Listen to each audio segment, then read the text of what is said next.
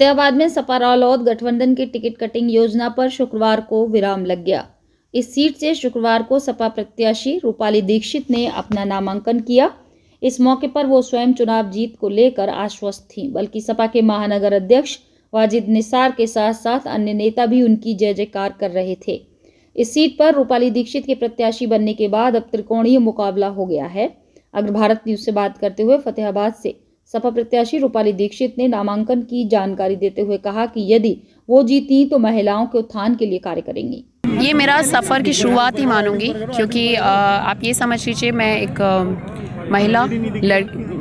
महिला हूँ, शिक्षित हूँ, और कहीं ना कहीं जो लोग कहते हैं कि राजनीति में पढ़े लिखे लोगों को आना चाहिए, तो मैं बोलूँगी कि मेरी शुरुआत हुई है। कहीं ना कहीं मुझे ऐसा लगता है कि शायद से ये, पहले मैं थोड़ा डर रही थी जब राजनीति में आई थी, बट मुझे लगता है शायद से ये सफ़र सही है, क्योंकि कहीं ना कहीं मैं मानती हूँ कि इस बार चुनाव मैं नहीं लड़ रही, मेरा पूरा फतेहाबाद इस बार चुनाव लड़ रहा है। और क्योंकि अब ये ताकत मुझे वहीं से मिली है तो अच्छा लग रहा है और अच्छा महसूस हो रहा है।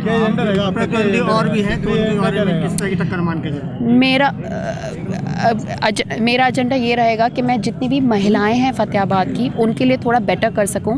और जहां तक चुनाव की बात है, मेरी कोशिश रहेगी कि महिला हमारी हमेशा पीछे रह जाती हैं वोटों में, क्योंकि शायद से उनको इंटरेस्ट नहीं है कि उनका कहीं ना कहीं कौन विधायक होगा, क्योंकि घर के जो मेल्स होते हैं वो डिसाइडिंग पावर में आते हैं। मैं चाहती हूँ कि इस बार डिसाइडिंग पावर महिला हो, और वो जितने भी मेल्स हैं, जो आदमी हैं, उनको बोले कि नहीं, ये हमारी लड़ाई है, ये महिलाओं की लड़ाई है, ये महिला शक्ति की लड़ाई है। उसको मैं कोशिश करूंगी टारगेट करने की, ताकि मुझे विकास की क्या मुद्दा रहेगा, मुद्दे क्या है वहाँ के खास? अगर आप विकास की बात करें तो हर ऐसा क्षेत्र है जिसमें विकास की ज़रूरत है, पर सबसे बड़ी दिक्कत होती है कि जो ऑलरेडी हमारे पास रिसोर्सेज हैं उनको सही तरीके से इस्तेमाल नहीं किया जाता है। चीज़ें तो हैं, अस्पताल हैं, मंदिर हैं, कहीं ना कहीं स्कूल्स भी हैं, लेकिन उसमें जो सिस्टम है वो सही नहीं है। अगर हम उस सिस्टम को ही सही कर देंगे, जो मिसमैनेजमेंट को, तो मुझे नहीं लगता वो ऑलरेडी सफिशिएंट होगा एक विकास के लिए। तो मेरा पर्पस ये है कि जो ऑलरेडी हमारे पास फतेहाबाद में हैं उस सिस्टम को हम सही करने की कोशिश करेंगे। दूसरा मेरा मुद्दा होगा ट्रांसपेरेंसी।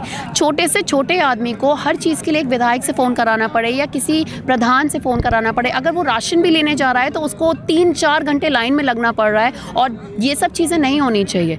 तो मैं ये चाहती हूँ कि ये ट्रांसपेरेंसी अगर आ जाएगी माध्यम से लेके ऊपर तक के जो उनके रिसोर्सेज हैं, तो मुझे लगता है वो बहुत बड़ा विकास होगा। और मैं कोशिश करूँगी, ये जो जातिवाद एक फैक्टर है, कहीं ना कहीं उत्तर प्रदेश में आता है, और स्पेशली अगर आप जाएँ तो ग्रामीण के एरिया में बहुत होता है। मैं उस जातिवाद को, जो ये चलता रहता है, ठाकुर, ब्राह्मण, निषाद, कुशवाहा, ये हर तरीके से मैं उसको ख़त्म करने की कोशिश करूँगी। किस पार्टी से टक्कर मान के चल रही है? मैं दोनों पार्टियों से टक्कर मान के चलती हूँ, क्योंकि मेरे लिए दोनों ही प्रत्याशी बराबर है। मैं ओवर कॉन्फिडेंट नहीं हूँ, बस मैं कॉन्फिडेंट हूँ, मैं इतना ही कहना चाहूँगी। अब देखना होगा कि सपा प्रत्याशी इस सीट से कैसे अपनी जीत दर्ज कराती हैं।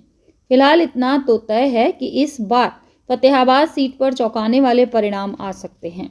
अग्र भारत न्यूज के लिए फतेहाबाद से देवेंद्र सिंह कुशवाहा की रिपोर्ट।